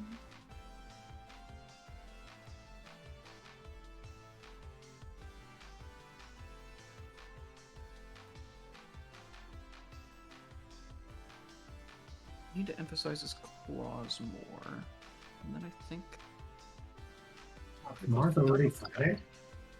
What's up? Tomorrow's already Friday? That's what I hear.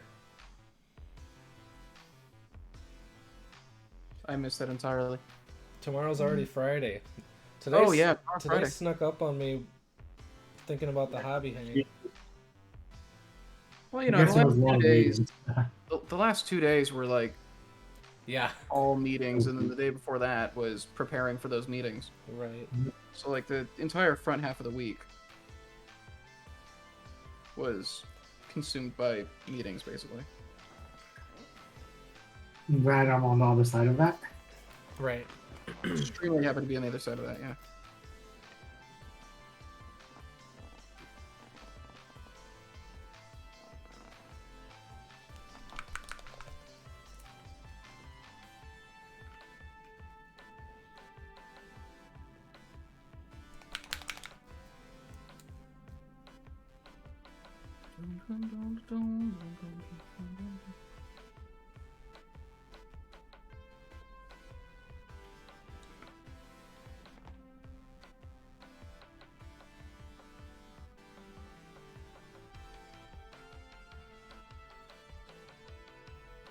It's Friday for you.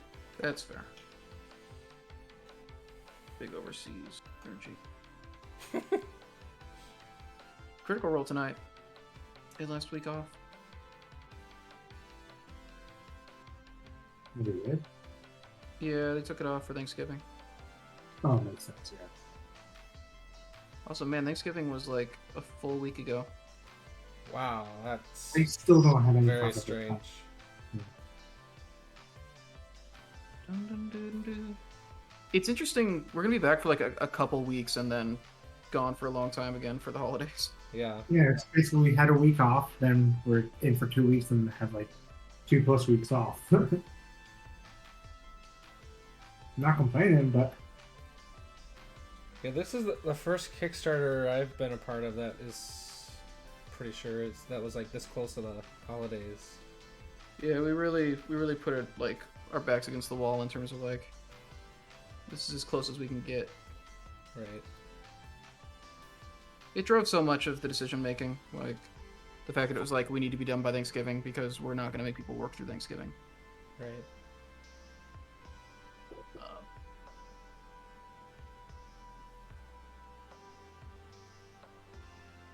Nah. Let's see. Just realized it means we're gonna have like 2 on the anvils, and then we're on holiday break. yep. We gotta cover like all of that. I think the big Not thing. even, right? What's up? Only one, because this week it didn't happen. Next week, it's going to happen, and then the week after that, it's already. Wait, no. There No, was no, you're right, my bad. Yeah. I'm dumb. It was 2 weeks. Project retrospectives. Yeah, I'm sure there's gonna be at least some like retrospective on Reliquaries as part of it. I think what we're gonna do for the for the last one probably is like, here's what we're looking at next year, and kind of talk about all the stuff we want to do. Because it's not just the Kickstarter. It's like what reconfigurations are we working on? What is the plan? What are we doing when Wildlands hits? All that stuff. I'm sure that's going to be... The first topic will probably be a Reliquaries Retrospective and also like a catch-up on like everything that's happened since we were in Reliquaries mode. Or because, you know, during Reliquaries we weren't talking as much about the other stuff that's been going on. Speaking of which, we got the last paint samples for the new Hellscape and Ice sets today. Oh, that's right.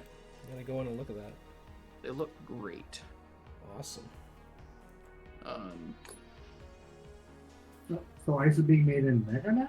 Is that what's happening? What's up? Ice is being made in Mega or is it being made in Advanced? The Natural Bridge. Nice. Yeah. We're getting the Natural Bridge in both Hellscape and Ice. And we're getting the Caverns Core set in Hellscape. And there might be some other stuff too. I can't remember off the top of my head. Yeah. So that stuff's happening.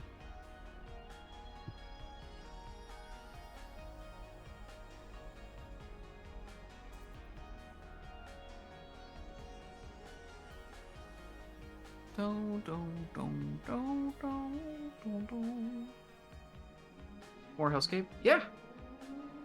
Very happy that we're getting some elevation pieces into Hellscape. Yeah. Will we get a sneak peek on the anvil? Yeah, I guarantee we're going to show the Paint Masters on the anvil.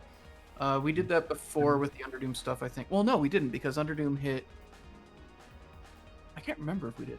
I'm pretty sure we're going to show the paint samples on the anvil. Because it's going to be a pretty big piece of news. I really like it, because what's cool is I forgot in the Caverns Core set, we had updated some Ks2 pieces. Yeah. Oh, right. I said, but I did that. Some of that. Yeah, we updated some of the Ks2 pieces, so because of that, like, there's that Ks2 Caverns Wall piece that has the kind of super cracked floor. Oh, yeah. And so the Hellscape version of it, well, in the Underdoom version, like, it's just like super rocky, so you have like a lot of the deep purple in between like the mounds of rock that are sticking up. And the Hellscape version, like, all of those recesses are lava. So it's actually like a floor piece basically that actually has like a significant amount of lava on it, which is kind of cool because we don't really have that. Most of the floors in Hellscape, it's like veins that are like red, like flowing through, but it's kind of pooled up on this wall floor piece, which is nice. Gives like some nice visual difference to it. Yeah, the natural bridge for Hellscape is translucent yellow. Everything Hellscape is cast in the translucent yellow. Yeah, but I don't think there's any translucent cracks or anything. The lava cracks on that. I'm not sure. I don't think on the bridge piece itself there would be. What about the base? Does the base have... Yeah, I'm pretty sure it does. The base has some cracks where the lava comes through? Yeah. Cool. Like, it's not like the bridge is directly going to be on like the light panels anyway. So. Yeah, the bridge itself won't be, but the bases for it will be. Because the natural bridge is a 3-piece set, 4-piece set. It's the 4-piece, 4.5. Because there was that one removable part as well. Yeah. Unpainted cheese for the new stuff? Yeah, it's all going to be cheesed. Well, not all of it. All the Hellscape stuff is going to be cheese. The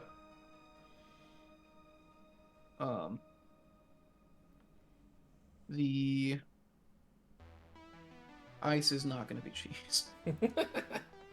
Ice is going to be cheese. It's so you can do your yellow snow. It's a really complicated paint job. Get your Picorni Cheese Whiz for your painting. Also available as raw cheese. Yeah, there will be unpainted for all of them. As far as I'm aware. I'm pretty sure we restock a bit of... I'm pretty sure we always put some unpainted with the painted. I don't know that we've ever... I don't know why we would hold off on Unpainted for this.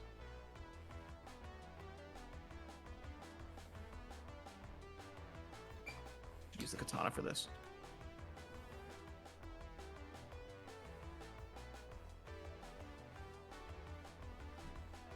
Make it when you're feeling a little masochistic. That's fair.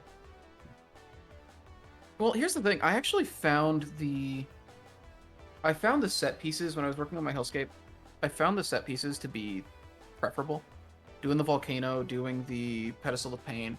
I liked that more because at least I was looking at it like, I just gotta do 1 or 2 pieces, and then this thing's done. It was the floors that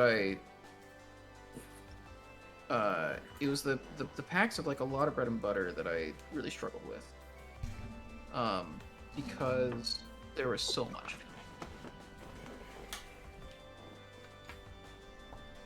So I think with the bridge only being a couple pieces, especially with the bridge part itself not really needing to worry about the translucency, I don't think the natural bridge will be that big of a deal for painting compared to other stuff.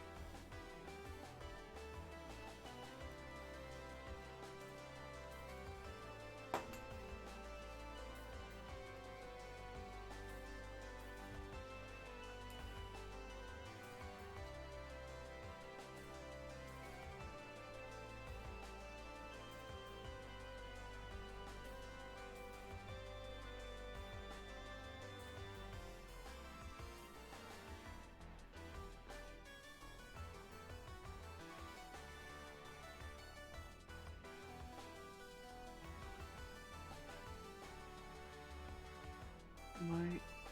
That might do it. Is there anything I missed? Yeah, I mean, they're Warhammer, but they're from the Blackstone Fortress board game by Games Workshop, set in the Warhammer world. So these are Chaos, Space Marines, and actually, these are very interesting to me because they look like Beastmen from like Warhammer Fantasy back in the day, but Chaos. So I guess they're putting those into 40k Chaos, which is kind of cool.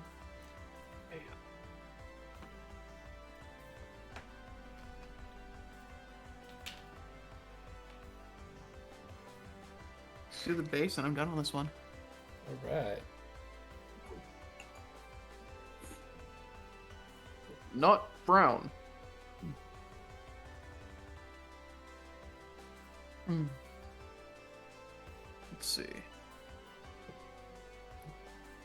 Dun, dun, dun, dun, dun, dun, dun.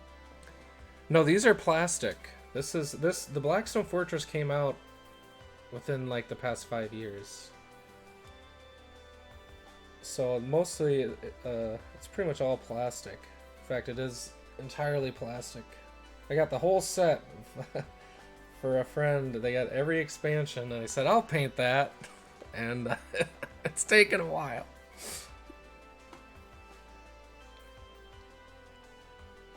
Things you do for platonic love.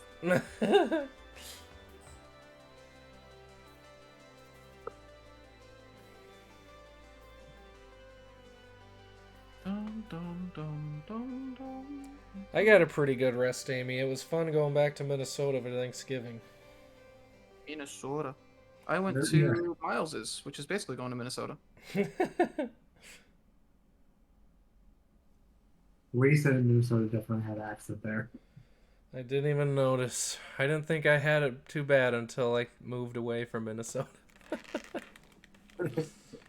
DMN, this is Blackstone Fortress. No, this is Patrick. You guys remember that meme? Oh, yeah. Which meme? No, this is Patrick. Oh, yeah. All right. Done all this work, and now I'm gonna bathe it in black. No going back. I'm gonna cover it all up. And again, it's a little thicker than I did previously because I want the armor to look black. In theory, I think this will go well, but well, we'll see. In theory, I don't think you ever go like, I'm gonna do this because it's gonna fail.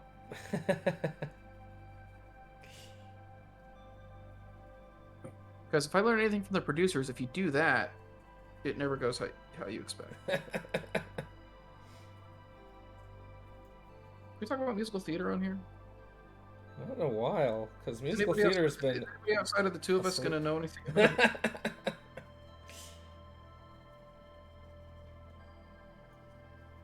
Let's see. Oh, Gilded Poison might, actually. I think she's got some musical theater experience. Theater's starting to come back. Opening shows. Yeah, which I'm curious to see if it gets shut down again. I don't think I'll be going soon. Not one play. I don't know, going to PAX Unplugged, but this Omicron thing, Yeah. we don't know much about it currently, and it looks like it might get around the vaccine.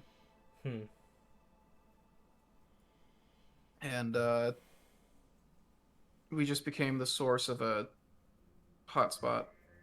Oh. Or of a well, not hotspot so much as a mass spreader event. Anime NYC happened a couple weeks ago, and Oh dear. somebody in Minnesota, actually, so thanks for that. No! Was it you, Hamster? I was in Minnesota! He got tested positive for it the day after he got back from the convention on the 22nd. Oh man. Confirmed that it was Omicron, and so he'd been to that convention for 3 days. He either got it there or he got it somewhere else and then went to it. So either way, Yeah. it was at that anime convention. Huh.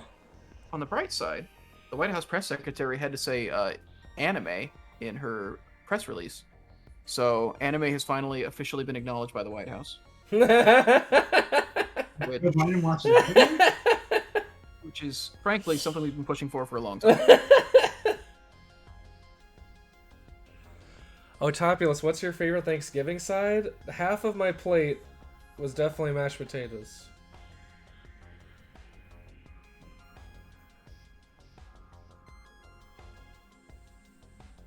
It's the thing where it's like, I don't know, like I want to go home for Christmas and see my family. I haven't been there since Christmas 2019. Oh wow. Haven't seen any family in a very long time. Would like to go home. It's my mom's 50th birthday. It's my 30th birthday. Oh. So In December you're 30? What's up? In December you're 30? January. Okay. January Yeah. 3rd. I'm in March. The holidays are always interesting because it's always my mom's birthday, and then Christmas, and then New Year's, and then my birthday, all packed together. So by the time they get to mine, everybody's just kind of sick of it. Hi, Chris. They're like, "What? Now you want presents? Come on, man."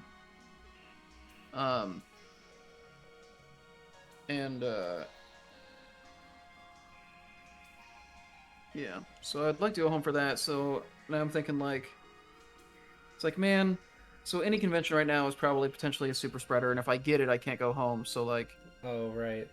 but then I'm also thinking like, maybe I just shouldn't go to an airport right now either. I don't know. Right. I'll figure it out. It's the timing on this is very inconvenient for me, and I don't understand why they didn't take that into account.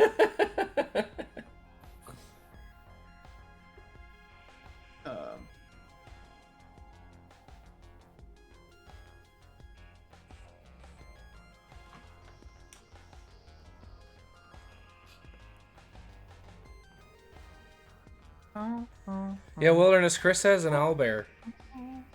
Yeah. I grabbed. This is the owlbear from the Bones 5.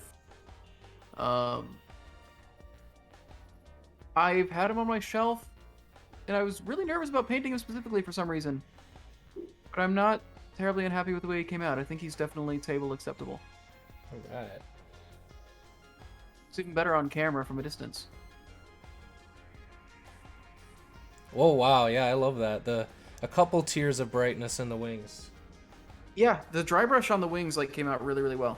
The sculpt has enough like raises in the grooves and stuff to really catch it. So I went harder on the dry brush at the ends of the wings, but I also just kind of had it everywhere. I'm pretty happy with how it came out, and I think if I look at it from a distance instead of like this, I'm even happier with it. So Right. Table level. Table distance. This is good enough to use. Good action pose. Yeah, it's a great sculpt. I like it a lot. And we don't have any owlbear options at the office, so Yeah, Chris is like the main reason we have so many cool miniatures at the office. well, it's it because the only minis we really had at the office were like some Hero Forge and Eldritch Foundry and other stuff that represent like the staff, basically. Right. And then a couple other like player minis, and then whatever enemies and NPCs we ended up sculpting over the years, which isn't a lot. Right. So yeah, like especially as we move into wanting to do a bunch of games and stuff like that. I was like, we need options to like be able to put on the table for these games we want to run. Right. Outside of just the stuff we've made, because we don't prioritize minis, so we don't have that much variety. And When we do make minis, it ends up being super specific because yeah, they're usually like super specific things because yeah, like I don't. Can we make like? Yeah, we probably can. But it's a thing of like, we know like, Reaper's like focus is entirely on minis, so they can make a bunch of it, and they're really good at it. Like this is a good owlbear. I don't know if we could make an owlbear that would compete with this one. Right. Like, so we shouldn't, right? So we do more specific minis that are like, this isn't a thing anybody's made because it is kind of hyper specific to a certain situation, which means that they aren't usually as general use, like they're. But I also feel like that means that, you know, when you do use them, it's generally a pretty, like a pretty significant moment or situation. Which, yeah, it's like it's fun to kind of discover like, oh, I could finally use this thing. It's perfect. Yeah. And, you know, and so those are, it's, you know, you want to have tools for, oh wow, speak of the devil. Hey, Reaper. Thank you for the raid. We're just talking about you. We're literally just talking about you. How's it going? Hi, Reaper. I just finished painting your owlbear from Yeah, look at that. Perfect. Hi. Thank you, Harley. Yeah, like genuinely fantastic timing.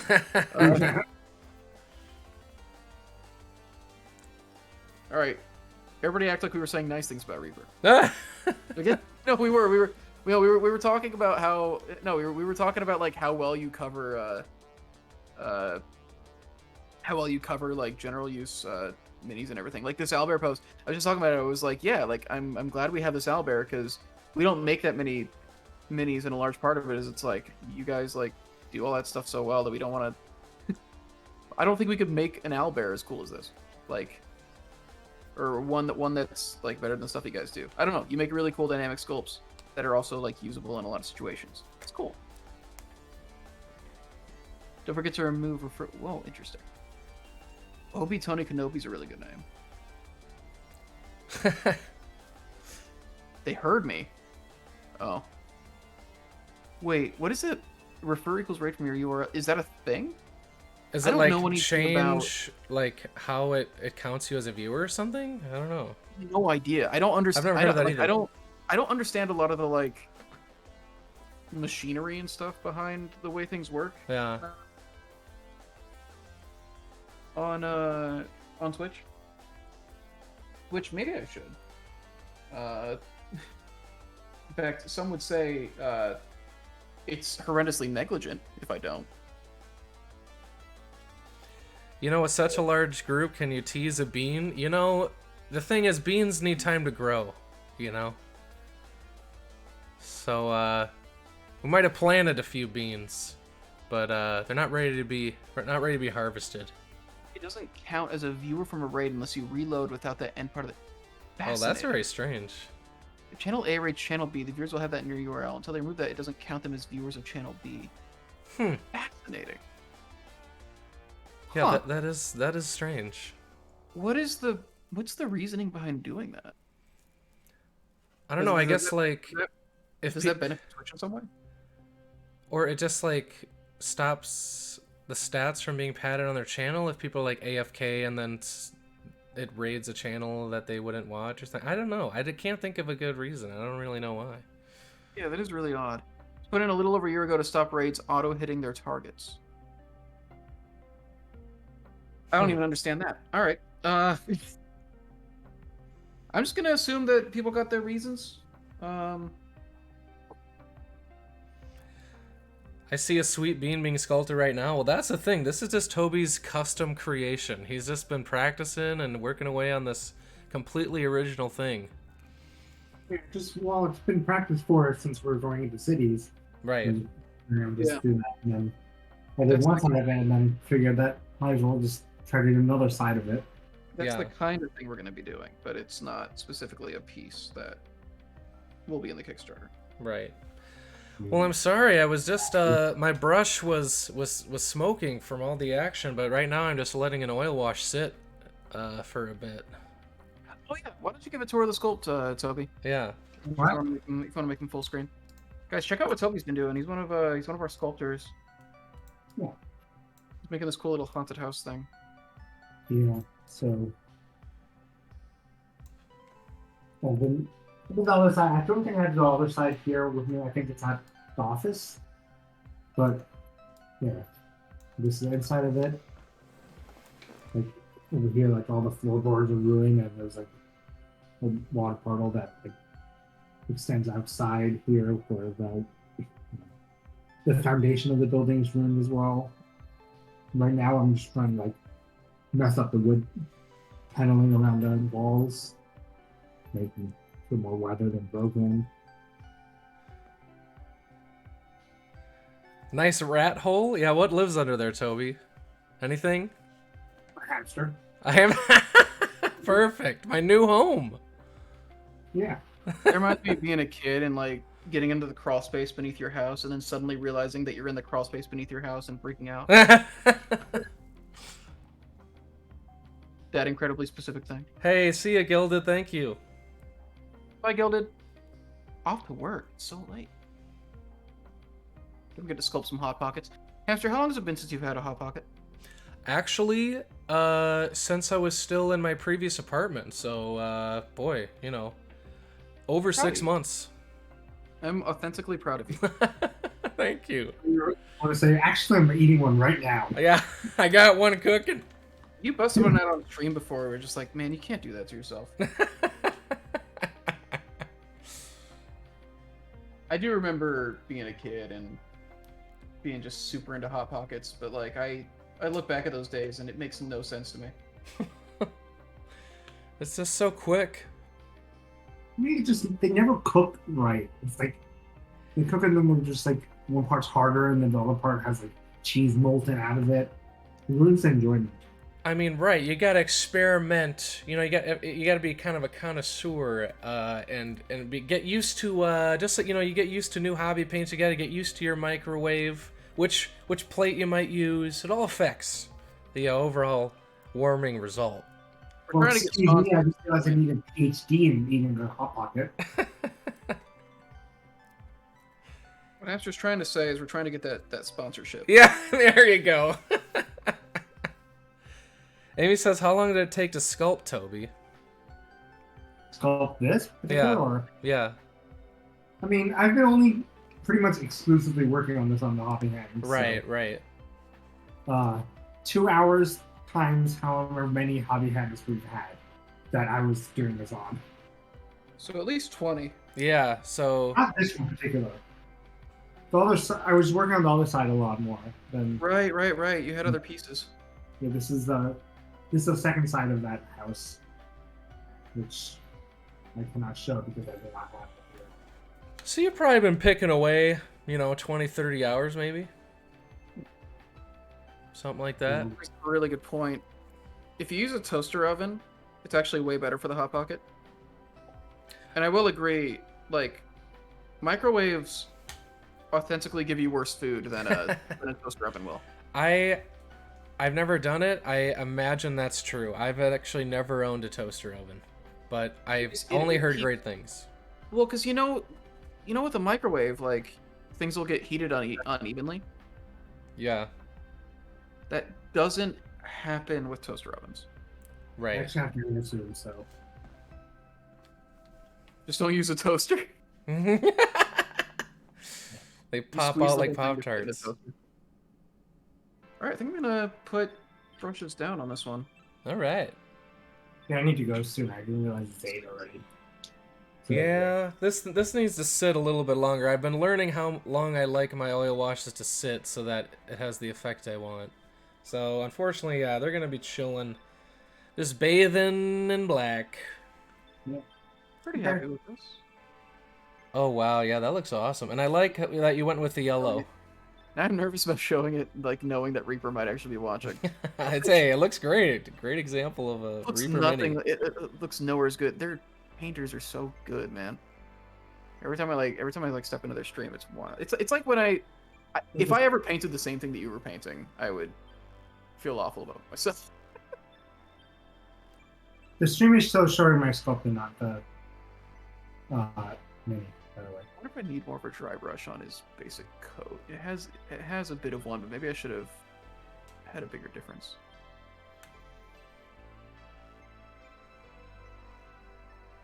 Trying to get it to. Well, that's something. Yeah. Looks great, man. That'd be super fun on the table. Yeah. Here's hoping. So far, we've never. Well, no, I have thrown an owlbear at a party I was DMing a couple times, actually. It'll be nice to actually have a mini for it. Ooh. Let's see.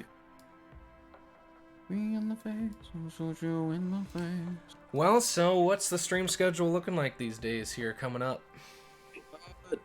Next week, oh wow, gotta get that out of there. Next week, On the Anvil is back. We are, it's gonna be our first time doing On the Anvil since the Kickstarter's been done. Well, since before the Kickstarter, I guess I should say. Well, the first day of the Kickstarter, we did an On the Anvil, but it was basically a Reliquaries on the Anvil.